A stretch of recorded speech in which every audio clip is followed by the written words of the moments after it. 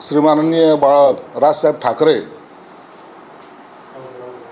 यांनी त्यांच्या मेळाव्यामध्ये ज्या प्रकारे शिंदे साहेबांवर टीका केली,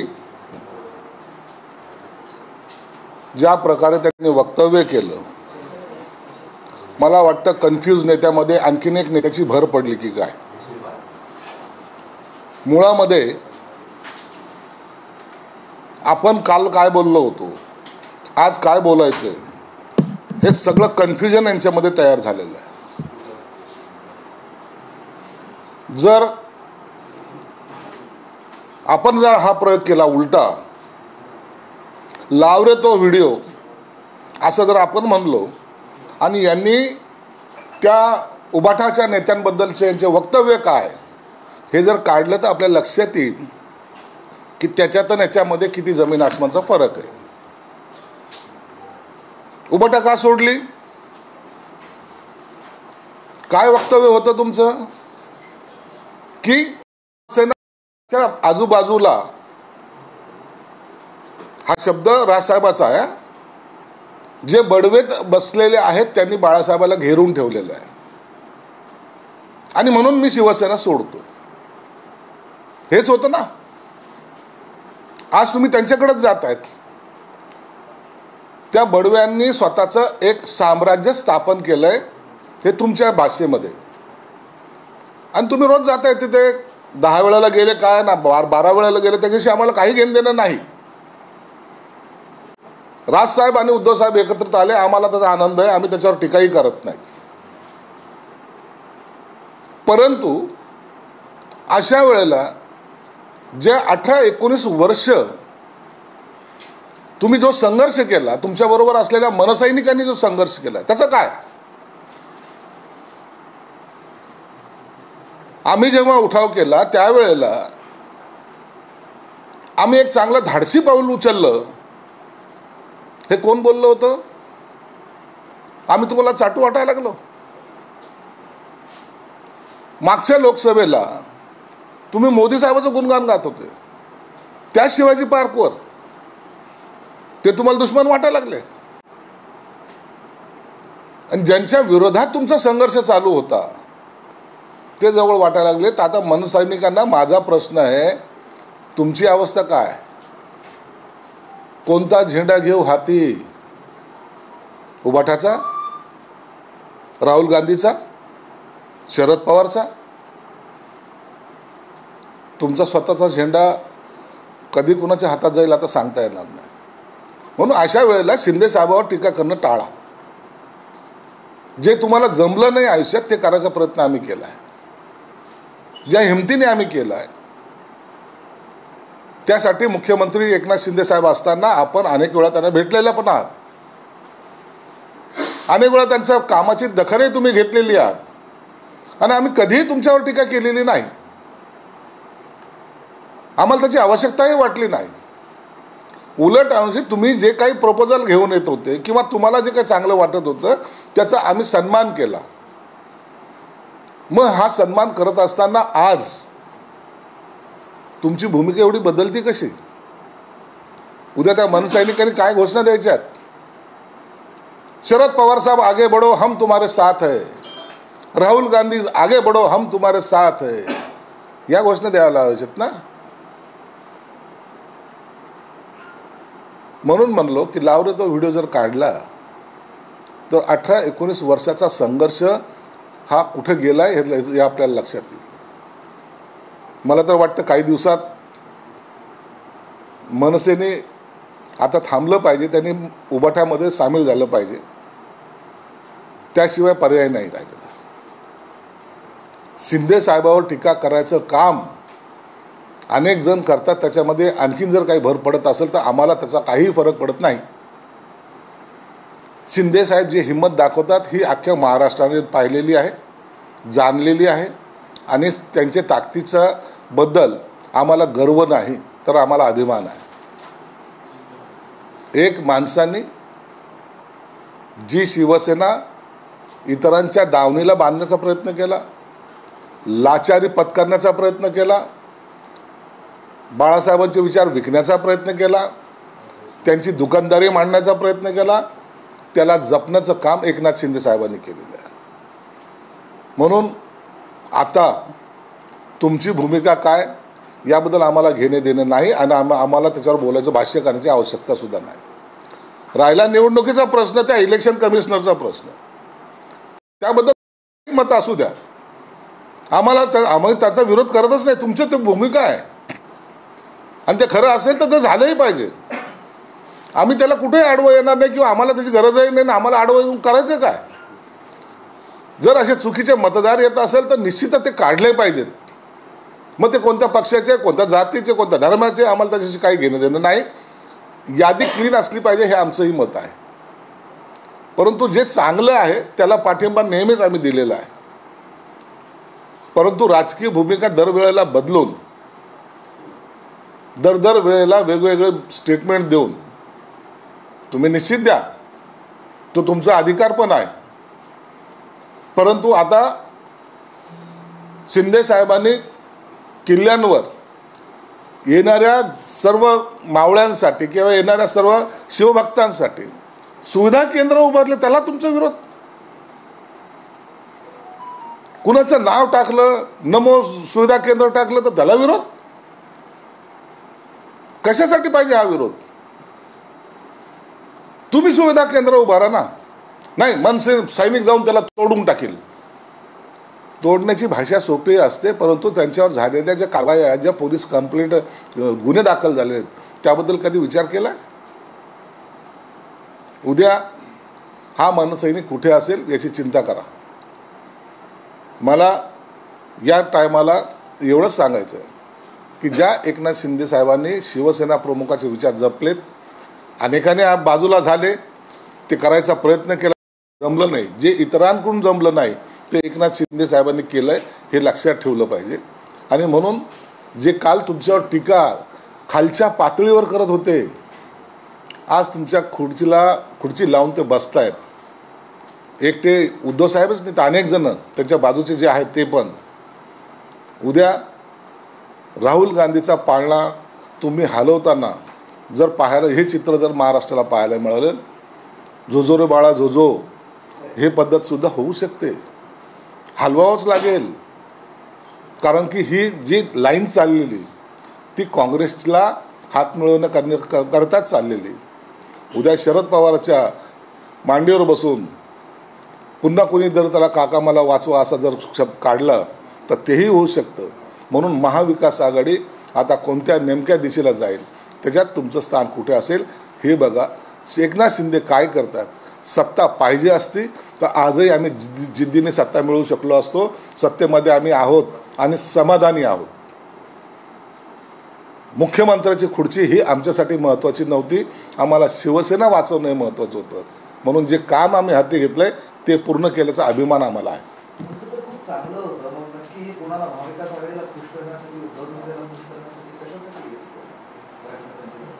हीच भूमिकाच कळत नाही त्यांची.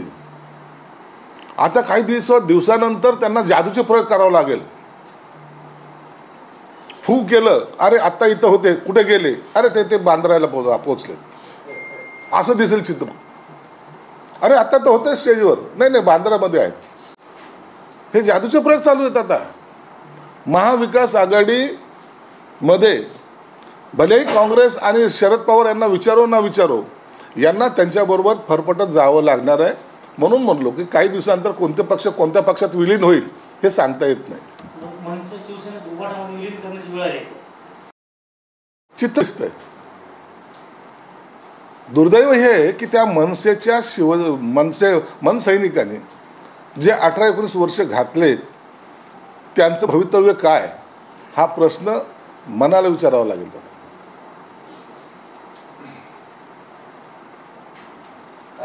एकीकडे रोहित पवार असं म्हणतात की तुमच्या विरोधामध्ये बरेचसे पुरावे जे आहेत ते जमा केले, जिथं पोहोचवायचे तिथं पोहोचवले, त्यामुळं शिरसाटांची निवृत्तीची भाषा ही कारवाईच्या भीतीनं आहे. रोहित पवार हा आजकाल ब्लॅकमेलर झालेला आहे. काय त्याचं घेऊन बसला? त्याला माहिती आहे का नवी मुंबईमधले कोणता भाग कुठं आहे म्हणून? जा ना, तो बिवलकर बसला ना त्याच्याबरोबर, बस ना, चर्चा कर ना, चॅनल समोर चर्चा कर ना त्या माणसाबरोबर. और अधिकारी आहेत ना त्या सिडकोचे, त्याच्यावर चर्चा कर ना. हे ब्लॅकमेल करायसाठी काही लोक जे आहेत ना, हे अशा पद्धतीने त्याचं घ्यायचं नसतं. जे सत्य आहे ते कधी लपत नसतं. जर चुकीचं केलं असेल तर निश्चितच त्याची सजा होईल, आणि नसेल तर त्याच्याबद्दल चर्चा कशाला करायची. रोहित पवार काय हा पहिलं माझ्याबद्दल बोलतो अशातला भाग नाही. तो रोज एकाबद्दल बोलून आपल्याला हायलाईट करायचा प्रयत्न करतोय, आणि काही दिवसानंतर रोहित पवार हा या ब्लॅकमेलर्स लिस्टमधला एक हिट लिस्टर तो म्हणून त्याचं नाव सुद्धा उदयास येईल. उद्या 1 तारखेला महाविकास आघाडी आणि सर्वपक्षीय मोर्चा निघतो मतदार याद्यांचे गोळा करतात. काय बंद महाविकास सरकार त्यांना परवानगी देणार नाही अशा पद्धतीची माहिती येते उद्याच्या. मला वाटतं सरकारने परवानगी वगैरे नाकारू नये, त्यांना मोर्चा काढू द्यावा. काढलं तर काही हरकत नाही. त्यात काय तथ्य असेल ते निवडणूक आयोगाने ते पाहून घेतील. परंतु महाविकास आघाडी मोर्चा काढते, त्याच्यामध्ये कोणकोणत्या पक्षाचे नारे देईल ते उद्या कळेल.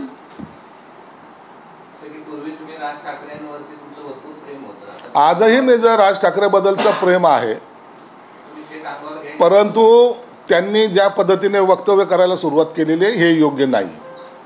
कुणालाही पाडून बोलणं हा आपला अधिकार आहे असं समजायचं काही कारण नाही. प्रश्न येत नाही ना, तुम्ही कशासाठी करतायत, कोणाच्या सांगण्यावरून करताय ते. मग त्या ज्यांच्याबरोबर तुमच्या आता गळाभेटी होत आहेत त्यांच्याबद्दलचे तुमचे वक्तव्य काढले तर सुविधा केंद्र जर तोडायला आले तर मग शिवसेना पण तुमच्या पद्धतीने उत्तर देणार का आता त्यांना, त्यांची जर अशी भाषा असेल. आमचं तर सरळ मत आहे की त्यांनी यावं, त्या सुविधा केंद्र तोडावेत आणि त्यांचे सुविधा केंद्र उभारावेत. ते करतील का? उभारा, तोडून घ्या. 5-50 कार्यकर्त्यावर केसेस होऊ द्या आणि तुमचे सुविधा केंद्र उभारा. करायचं काही नाही, जे करते त्याला खोडा घालायचा, ही पद्धत योग्य नाही. भूमिका बदलली का काय वाटतं तुम्हाला? राजकारणामध्ये कोण कुणाबरोबर जातं आणि कुणाबरोबर युती करताना सत्ता मिळवतं हे महाराष्ट्रात आता काही नवं नाही. त्यातलाच एक भाग असेल की आता जिल्हा परिषद महापालिका निवडणुका आल्या असं तुम्हाला वाटत नाही का? त्यांचं काही राजकीय भूमिका असेल. त्यांनी त्यांची राजकीय भूमिका काही घेऊ, त्याला आमचा आक्षेप मुळात नाहीच आहे. त्यांनी उद्धव साहेबांशी 10 बैठका घेऊ का 12 घेऊ का 15 घेऊ, आम्हाला त्याचीच काही घेणं नाही. आमचं एवढंच मत आहे की आमच्या भूमिकेच्या बद्दलचं टीका तुम्हाला करण्याचा अधिकार, नैतिक अधिकार नाही. तुमच्या भूमिकेबद्दल तुम्ही काही करा, तो तुमचा अधिकार आहे, तुम्ही करत बसा. तुम्हाला काँग्रेसबरोबर जायचं, राष्ट्रवादीबरोबर जायचं, उभाटाबरोबर जायचं, आम्ही त्याला विरोध करणारे कोण, हा तुमचा अधिकार आहे. परंतु एकनाथ शिंदे साहेबांवर जाणून बुजून टीका करून पातळीवर बोल, त्यांनी तुमचा नेहमीच सन्मान केलेला आहे. तुमचा सारखा कार्यकर्ता सुद्धा तुमचा सन्मान करतो. याचा अर्थ आम्ही सन्मान करायचा आणि तुम्ही शिवाय द्यायचा, ही कोणती पद्धत आहे? म्हणून ही पद्धत योग्य नाही, हे आमचं मत आहे. असं आहे की पूर्वी 2000 तुम्ही राष्ट्रवादी आणि शिवसेना सोबत गेला तेव्हापासून सगळ्याच पक्षाने लावले तो व्हिडिओ म्हणायचा अधिकार कोणालाच राहिला नाही असं तुम्हाला वाटत नाही का? तुमच्या नेत्यांचे उद्धव ठाकरे विषयीचे जुने व्हिडिओ असतील, त्याच्यानंतर अनेक राज ठाकरेंचे व्हिडिओ असतील, त्यानंतर शरद पवारांचे अजित पवारांचे व्हिडिओ असतील, हे तर सगळं सर्रासच झालं. आता कोणालाच अधिकार नाही असं वाटत नाही तुम्हाला? हा अधिकार तुम्ही सगळ्यांनी गमावून बसलाय म्हणून आम्ही त्या व्हिडिओ लावरे तो व्हिडिओच्या भानगडीत पडत नाही. आम्ही त्या भानगडीतच पडत नाहीत. आता ते जर व्हिडिओ काढत बसले ना तर एकमेकाचे कपडे उतरवण्याचा प्रकार कसा असतो याचा एक वेगळा सिरियल तयार होऊन जाईल. सगळ्याला एक वेगळा अनुभव. अरे आपण काल त्यांच्याबद्दल काय बोललो होतो, सुपारी बहादर म्हणणारे आज गळ्यामध्ये कसे गळा भेट कसे घेतात, हे सर्व जेव्हा पाहिलं ना महाराष्ट्र, तर महाराष्ट्राला सुद्धा एक वेगळी करमणुकीचं साधन या माध्यमातून मिळेल असं मला वाटतं. उद्धव ठाकरे यांना भीमा कोरेगाव आयोगाने नोटीस स्पष्ट विचारलंय की जामीन पात्र वॉरंट प्रकाश आंबेडकर यांनी जो अर्ज केला होता त्यावर अंमलबजावणी का करू नाही, कायदेशीर प्रक्रिया आहे, त्याचं उत्तर ते उद्धव ठाकरे देतील. 2018चं प्रकरण 2021चा अर्ज पुन्हा या वर्षाच्या फेब्रुवारीमध्ये आता त्या सगळ्या गोष्टीवर चर्चा याच्यासाठी मला जसं जसं निवडणुका एखाद्या येतात त्यावेळेस असे वेगळे विषय काढून मग घेण्याचा प्रयत्न होतो. नेमकं तुम्हाला माहीत असलेली गोष्ट काय? नाही, असं काही नसतं. हे कोर्ट प्रक्रियेचा असलेला विलंब, राम मंदिर प्रकरण किती वर्ष चाललं हे आपल्या सर्वांना अनुभव आहे. सगळे असे प्रकरणं जे सेन्सिटिव्ह असतात त्याला लागलेला विलंब ही प्रक्रियेचा भाग आहे आणि त्याच्यावर भाष्य करणं योग्य नाही. एकीकडे प्रकरणात आता मुख्यमंत्र्यांनी आश्वासन दिलं, दुसरीकडे नागपुरात बच्चू कडू, राजू शेट्टीसह प्रकारांवर गुन्हे दाखल झालेले आहेत. महामार्ग अडवले, नुसंस्कार असे गंभीर गुन्हे दाखल केले. नाही, खरं तर हे आंदोलन जेव्हा करतात कोणताही पक्ष असो ते एक राजकीय गुन्हे असतात. ते एखाद्या मागणीसाठी असलेले आंदोलनं असतात. म्हणून यावर सरकारकडे जेव्हा ते आंदोलक येतात किंवा त्यांची मागणी असते त्या टायमाला सरकार त्याच्यावर सहानुभूतीने विचार करतं आणि योग्य वाटलं तर ते खटला मागं घेण्यासाठी सरकारसुद्धा आपल्या पद्धतीने पावलं उचलत असतं. नाही, सरकारची भूमिका काय असेल त्यावर ते अवलंबून असतं. माथाडी नेते नरेंद्र पाटलांनी एका कार्यक्रमात बोलत होते. त्यांनी एक जुना किस्सा सांगितला की एकनाथ शिंदे यांना मुख्यमंत्री केलं आणि देवेंद्र फडणवीस यांना उपमुख्यमंत्री जेव्हा व्हायला सांगितलं तेव्हा डोळ्यात पाणी आलं आणि रडायला आलं असं ते म्हणाले. पुन्हा असतं एखाद्या नेत्याला आपण मानतो त्या टायमाला त्याच्यावर जर आपल्याला वाटत असेल अन्याय झाला तर डोळ्यात पाणी येणं साहजिक आहे. आमच्यासारख्याला एकनाथ शिंदे साहेब मुख्यमंत्री होतात त्या टायमाला आम्हाला आनंदाश्रू आले होते. आम्ही इतके भारावून गेलो होतो की माझा साथीदार किंवा ज्यांच्या नेतृत्वात आम्ही जवळ एकत्र आलो ते मुख्यमंत्री होतात, तो आनंद आम्हाला होता. आनंदाश्रू किंवा दुःखाश्रू हे दोन्ही प्रकार ज्या त्या नेत्यांच्या निवडीवर अवलंबून असतात. सरकारने अनेक योजनांचे पैसे थकवले म्हणून कालची घटना घडली एन्काउंटरची आणि अशा घटना आता होतील पुढं तर काय? नाही, एन्काउंटर सरकारकडे तुमचे पैसे थकले, 2 कोटी रुपये थकले म्हणून तुम्ही 15 मुलांना ओलीस धरणार?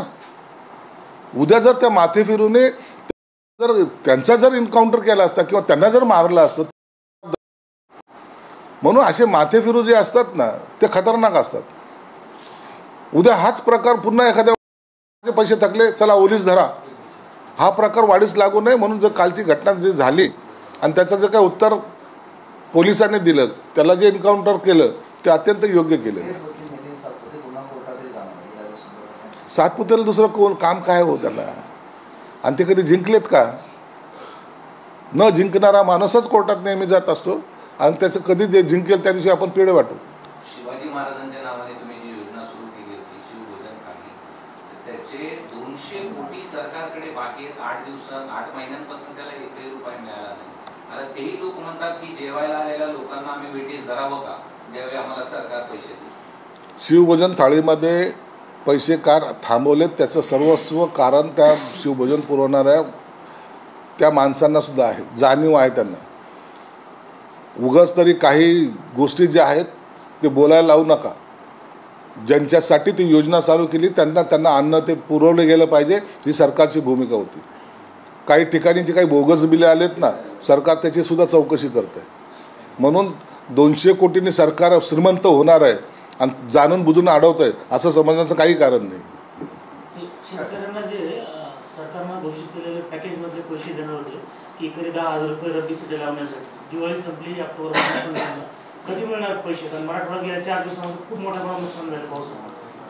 आता गेल्याच कॅबिनेटमध्ये या संदर्भामध्ये मुख्यमंत्र्यांनी कॅबिनेटमध्ये CS ला तातडीनं यांचा आढावा घेऊन पैसे तातडीनं त्यांचा रिलीज करण्याचे आदेश दिलेले आहेत. महत्त्वाची गोष्ट अशी याला जे काही पैसा थोडा कमी पडत होता ज्याची नागपूर अधिवेशनामध्ये पुरवणी मागण्यामध्ये त्याला मान्यता घ्यायची होती त्याची मान्यता घेण्याच्या पूर्वीच सरकारने 10,000 कोटी रुपयाचं पॅकेज तातडीने रिलीज करायचं असे मुख्यमंत्र्यांनी अर्थमंत्री साहेबाला अजितदादाला निर्देश दिलेत आणि ते पैसे त्याच दिवशी रिलीज केले गेलेले आहेत. मला वाटतं CS त्याचबरोबर CS या बैठकी घेऊन तातडीने ते शेतकऱ्याच्या खात्यात पैसे गेले नाही तर CS ला जबाबदार धरण्यात येईल असा सज्जड दम मुख्यमंत्री साहेबांनी दिला आहे.